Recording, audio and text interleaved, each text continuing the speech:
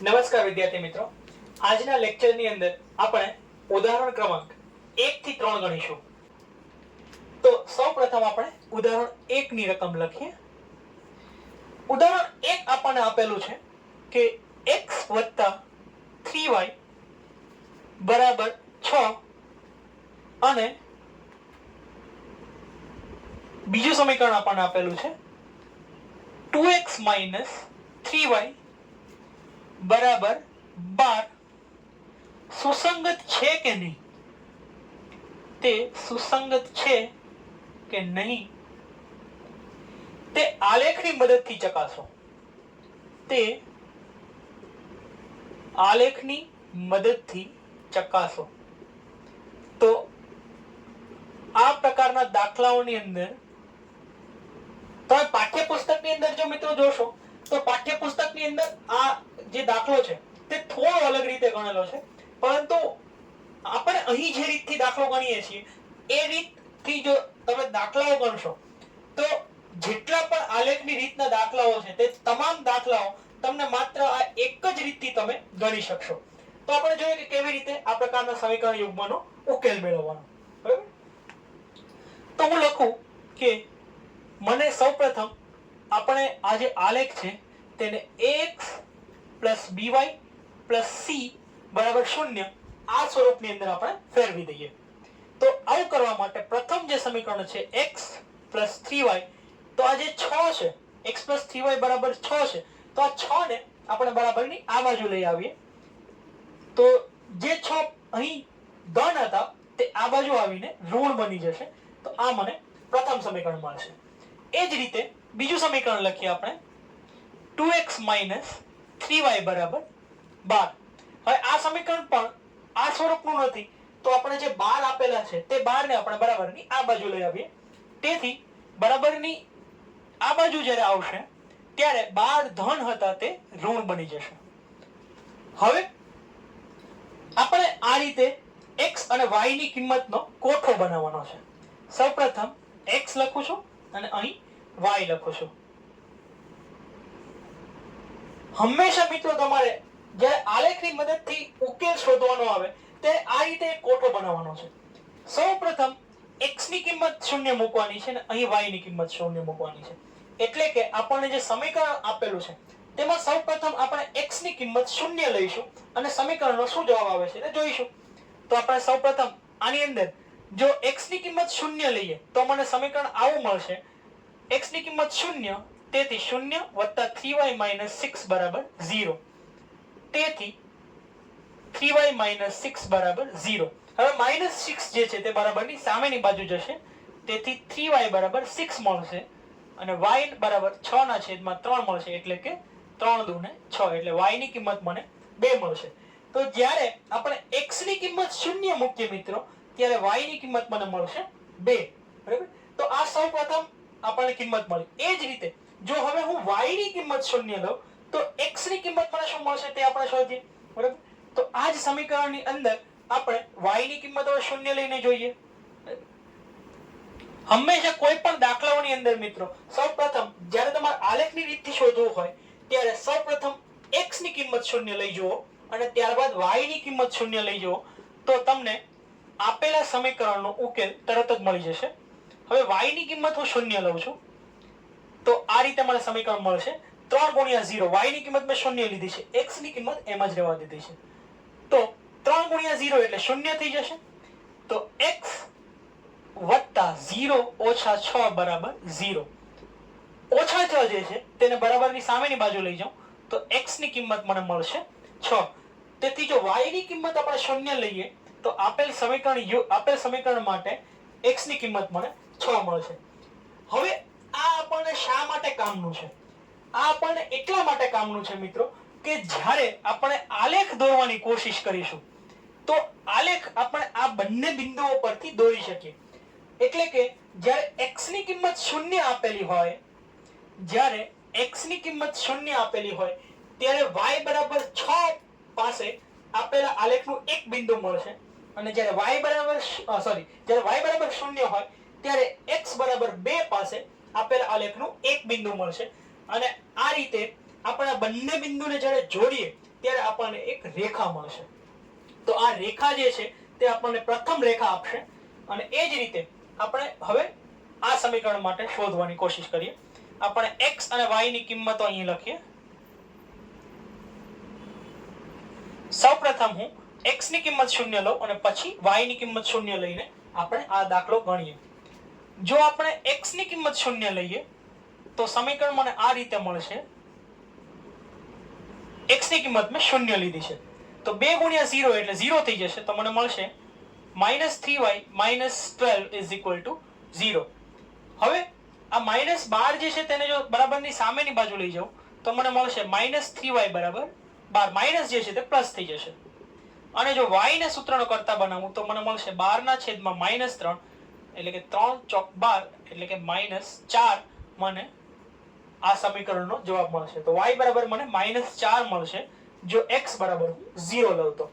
અને એ જ રીતે આપણે બીજી ગણતરી કરીએ. જો y બરાબર જો હું 0 લઉં આ સમીકરણની અંદર તો 2x - 3 0 -12 બરાબર 0. 3 ગુણ્યા 0 જે છે તે 0 મળશે તેથી હું લખી શકું 2x - 12 = 0. -12 જે છે મિત્રો તે બરાબરની સામેની બાજુ જશે તેથી 2x બરાબર મને 12 મળશે. જો હું x ને સૂત્રનો કરતા બનાવું તો 2 જે છે તે 12/છેદમાં જશે તો 12/2 બરાબર 6 મળશે. તો x ની કિંમત મને 6 મળે. તો આ રીતે બીજા સમીકરણ માટે જ્યારે x ની કિંમત હું 0 લઉં ત્યારે y ની કિંમત -4 મળશે અને જ્યારે y ની કિંમત 0 લઉં ત્યારે x ની કિંમત 6 મળશે. હવે તમે અહીં જે ગ્રાફ આપેલો છે તે જુઓ. જો તમે આ ગ્રાફનો અભ્યાસ કરશો તો આ ગ્રાફમાં તમે જુઓ કે પ્રથમ જે રેખા છે તેની માટે જ્યારે x ની કિંમત 0 હોય ત્યારે y બે પાસે બિંદુ મને મળે છે અને જ્યારે y ની કિંમત 0 હોય ત્યારે x બરાબર 6 પાસે એક બિંદુ મળે છે અને આ બિંદુને જોડીને આપણે પ્રથમ રેખા બનાવેલી છે. એ જ રીતે બીજા સમીકરણ માટે જ્યારે x બરાબર 0 લઈએ ત્યારે y બરાબર -4 પાસે એક બિંદુ મળે છે અને y બરાબર 0 લઈએ ત્યારે x બરાબર 6 પાસે આપણને એક બિંદુ મળે છે જેને જોડીને આપણે બીજી રેખા બનાવેલી છે. અને જ્યારે આપણે આ બંને રેખાઓને તમે જુઓ કે આ બંને રેખાઓ જે છે તે બિંદુ 6,0 પાસે બંને રેખાઓ એકબીજાને છેદે છે. તેથી સમીકરણ યુગ્મનો ઉકેલ જે છે તે આપણે લખી શકીએ કે x બરાબર 6 અને y બરાબર 0 એ આપણા સમીકરણ યુગ્મનો જે છે તે ઉકેલ મળે છે. તેથી આપણે અહીં લખીશું. હવે આપણે ગ્રાફ તમારે મિત્રો દોરવો પડે તો ગ્રાફ દોરીને પછી તમારે લખવાનું છે કે અહીં જોઈ શકાય કે બિંદુ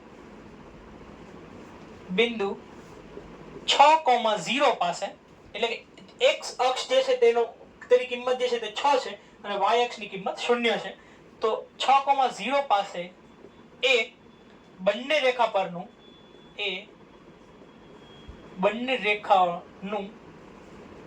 છેદ બિંદુ છે. તેથી આપેલ દ્વિચલ સુરેખ સમીકરણ યુગ્મનો ઉકેલ x બરાબર 6 અને y બરાબર 0 છે. મિત્રો યાદ રાખજો કે આપણે ગ્રાફ પર જે બિંદુ દર્શાવીએ છીએ તેમાં કૌંસમાં આપણે બંને બિંદુઓ બતાવીએ છીએ. એમાં જે સૌપ્રથમ બિંદુ હોય તે x અક્ષ દર્શાવે છે એટલે કે x અક્ષ પર કયા બિંદુ પર આપણે બતાવેલું છે તે દર્શાવે છે અને બીજું બિંદુ જે છે તે y અક્ષનો પોઈન્ટ બતાવે છે, y અક્ષનું બિંદુ બતાવે છે. તમે અહીં જુઓ કે x અક્ષનો બિંદુ જે છે તે 6 બતાવે છે તેથી x બરાબર આપણે 6 લખેલું છે અને y અક્ષનું બિંદુ જે છે તે 0 બતાવે છે તેથી y બરાબર આપણે 0 લખેલું છે. તો આ રીતે આપણે આ સમીકરણ યુગ્મનો જે ઉકેલ છે તે આપણે x બરાબર 6 અને y બરાબર 0 મેળવી શકીએ. આ જ રીતે મિત્રો આપણે આના પછીના જે ઉદાહરણો છે તે પણ આપણે ગણી શકીએ. તો હવે આપણે એ ઉદાહરણો ગણવાની કોશિશ કરીએ. તો હવે આપણે ઉદાહરણ ક્રમાંક 2 ની રકમ લખીએ. ઉદાહરણ ક્રમાંક 2 મને આ રીતે આપેલું છે. આ પણ આપણે આલેખની મદદથી મિત્રો શોધવાનું છે. તો હું લખું ઉદાહરણ ક્રમાંક 2. એમાં લખેલું છે આલેખની રીતથી નીચેના સમીકરણ યુગ્મને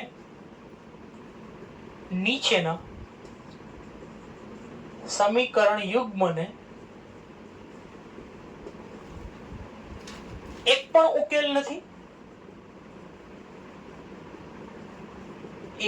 ઉકેલ નથી, અનન્ય ઉકેલ છે અથવા અનંત ઉકેલ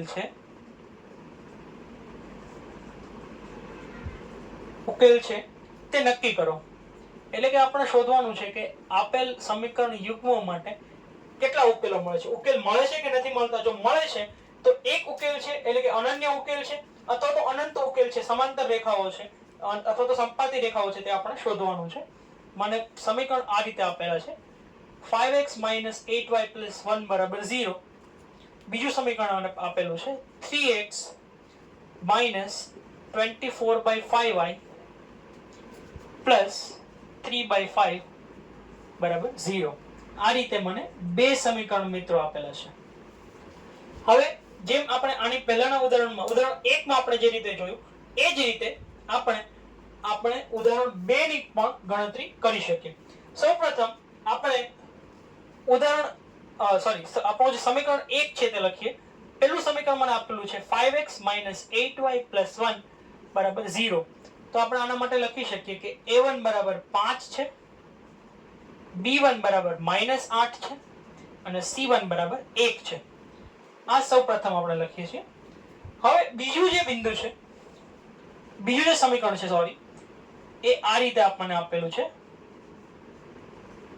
તો આ સમીકરણને આપણે ax + by + c એટલે કે સાદા સ્વરૂપમાં ફેરવીએ અને જે આપણને અપૂર્ણાંકો આપેલા છે તેના બદલે આપણે પૂર્ણાંકો લખીએ. તો એવું કરવા માટે આપણે લસા લઈ શકીએ અથવા તો આપણે ચોકડી ગુણાકારથી પણ આને ગણી શકીએ. તો 5 × 5 એનો ગુણાકાર થશે તો 5 × 5 = 25 અને 25 જે છે તે અહીં 3 ની સાથે ગુણાશે. અથવા તમે એ રીતે પણ સમજી શકો, આ 5 જે છે એનો પણ અહીં ગુણાકાર થશે અને આ 5 નો પણ અહીં ગુણાકાર થશે. તો 5 તેરી 15 અને 15 ગુણ્યા ફરીથી 5 એટલે 15 × 5 = 75. તેથી આ આપણને સમીકરણ મળશે 75x માઈનસ છે તો માઈનસ લખીએ. અહીં આ 5 જે છે તે આની સાથે ગુણાશે તો 24 × 5 24 × 5 મને મળશે 120y વત્તા આ 5 જે છે તે ફરીથી અહીં 3 સાથે ગુણાશે વત્તા 15 બરાબર આ બંને 5 જે છે તે એકબીજા સાથે પણ ગુણાશે એટલે 5 × 5 = 25 અને બંને અહીં સામેની બાજુ ગુણાશે. પણ કેમ કે સામેની બાજુ 0 છે તો 0 × 25 બરાબર ફરીથી 0 થઈ જશે. તો આ સમીકરણને આપણે હવે 15 વડે ભાગીએ તો આપણે લખીએ કે આપેલ સમીકરણને 15 વડે ભાગતા તમે જુઓ કે બધાને આપણે 15 વડે ભાગી શકીએ તેમ છે. તો 75x / 15 -120y / 15 વત્તા 15 / 15 = 0.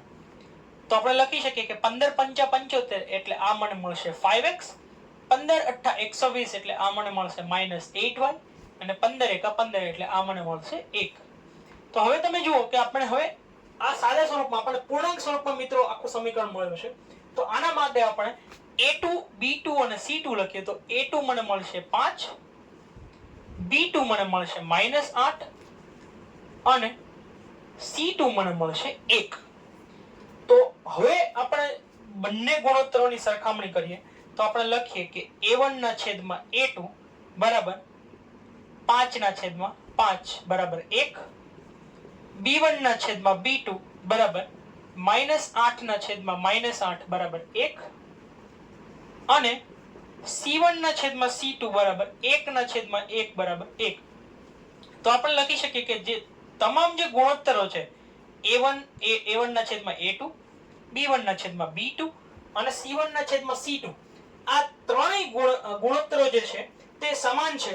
એટલે આપણે લખી શકીએ કે આપણને જે આલેખ મળશે તે આ બંને સમીકરણો જે છે તેની માટેનો આલેખ આપણને સંપાતી રેખા મળશે, જે આપ આ સમીકરણ જે આપ આ આલેખ પરથી જોઈ શકો છો.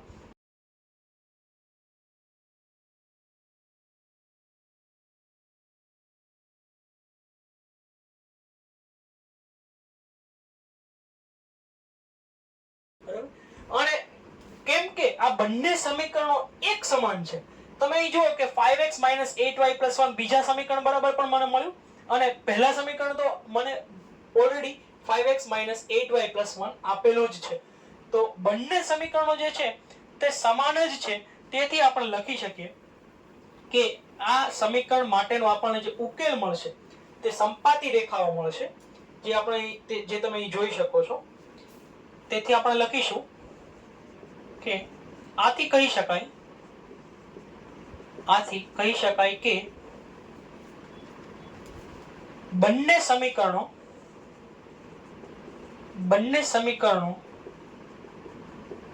નો ઉકેલ સંપાતી રેખાઓ બંને સમીકરણોનો ઉકેલ અનંત મળશે સમીકરણોના, અથવા તો લખીશું આપણે બંને સમીકરણોના ઉકેલ અનંત મળશે, એટલે કે આપણને અનંત ઉકેલો મળશે, અને આલેખ જે છે તે આપણને સંપાતી રેખાઓ મળશે. આલેખ જે છે તે સંપાતી રેખાઓ આપણને મળશે, જે તમે હમણાં જ ગ્રાફમાં જે જોયું તેના પરથી સ્પષ્ટ છે કે બંને રેખાઓ જે છે તે એકબીજા પર ઓવરલેપ થતી હોય એ પ્રકારની રેખાઓ આપણને મળે છે. તો આ રીતે આપણે શોધી શકીએ કે આપણું જે સમીકરણ યુગ્મ જે છે તેનો આલેખ આપણને સંપાતી રેખા મળે છે કે પછી અનન્ય ઉકેલ મળે છે. આ જ રીતે તમે ઉદાહરણ 3 ની રકમ જુઓ મિત્રો. ઉદાહરણ 3 ની રકમ મિત્રો તમે જોશો કે ખૂબ મોટી છે. તો આપણે આ ઉદાહરણની અંદર જેટલું પણ અગત્યનું છે તે આપણે બોર્ડ પર નોટ કરીશું. ઉદાહરણમાં આપેલું છે કે ચંપા સેલમાં કેટલાક પેન્ટ અને સ્કર્ટ ખરીદવા ગઈ હતી. જ્યારે તેના મિત્રોને તેને પૂછ્યું કે તેણે દરેકની કેટલી સંખ્યામાં ખરીદી કરી, ત્યારે એને જવાબ આપ્યો કે પેન્ટની સંખ્યાના 2 ગણામાંથી 2 ઓછી સંખ્યામાં સ્કર્ટ ખરીદ્યા. તો આપણે લખીએ કે પેન્ટની સંખ્યાના 2 ગણામાંથી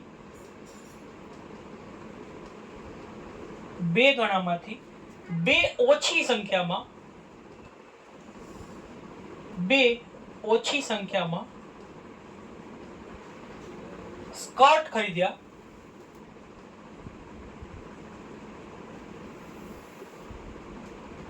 પણ પેન્ટની સંખ્યાના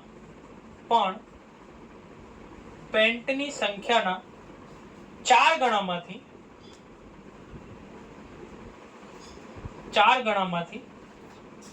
4 ઓછી સંખ્યામાં સ્કર્ટ ખરીદ્યા. તો આ રીતે જે છે તે ચંપા જવાબ આપે છે. હવે આપણને કહ્યું છે કે ચંપાએ કેટલી સંખ્યામાં પેન્ટ અને સ્કર્ટની ખરીદી કરી હશે તે શોધવા માટે આપણે તેના મિત્રોને મદદ કરવાની છે. તો હવે જો આપણે આનો ઉકેલ લખીએ મિત્રો, તો આલેખની રીતથી આપણે આ દાખલાનો જવાબ મેળવી શકીએ. આપણને આ દાખલાની અંદર કોઈ ચોક્કસ આપણને કહ્યું નથી મિત્રો કે કઈ રીતે આપણે દાખલાનો જવાબ મેળવવાનો છે. તો આપણે આલેખની રીતે આ દાખલાનો જવાબ મેળવવાની કોશિશ કરીએ.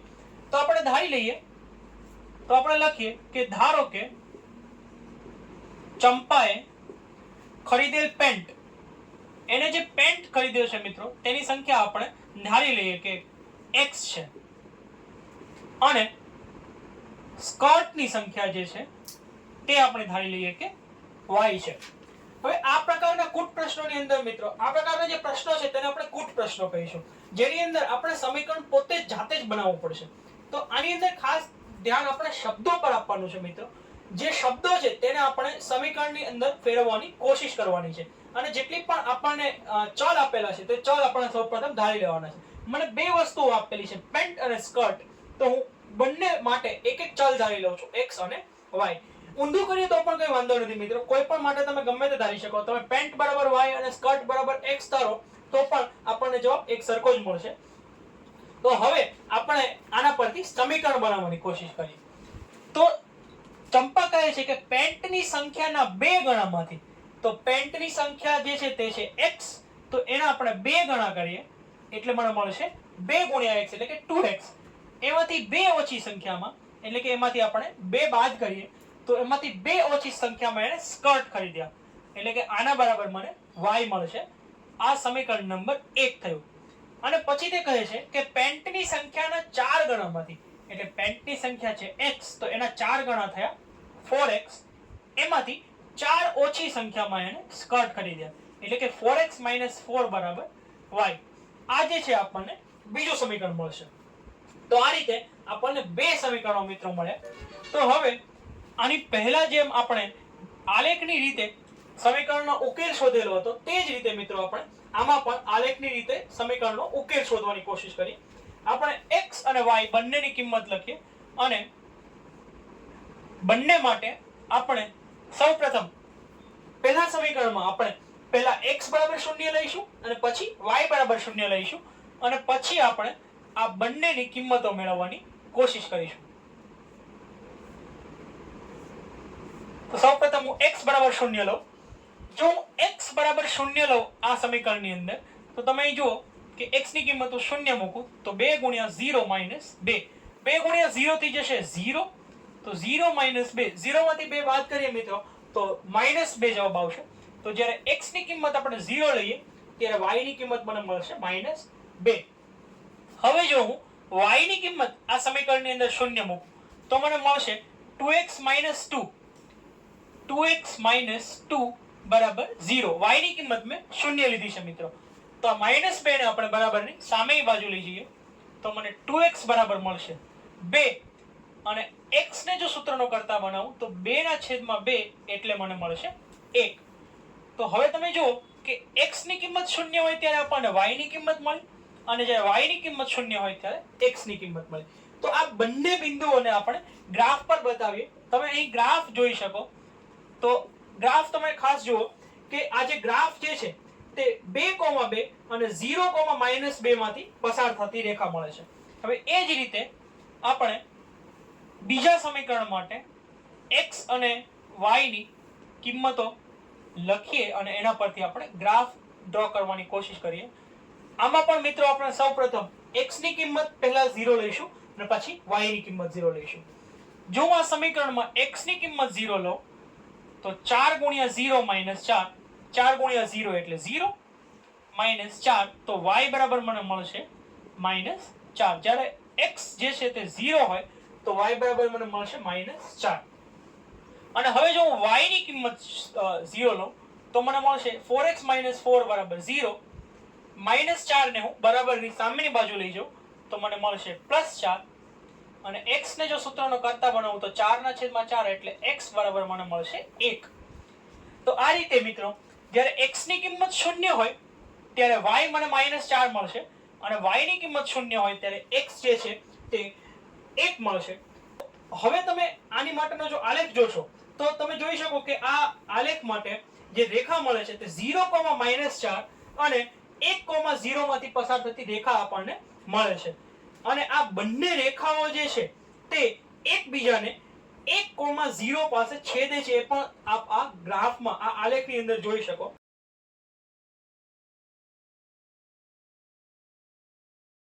તો હું લખ્યું કે x, y બરાબર 1,0 પાસે x, 0 પાસે બંને રેખાઓ છેદે છે.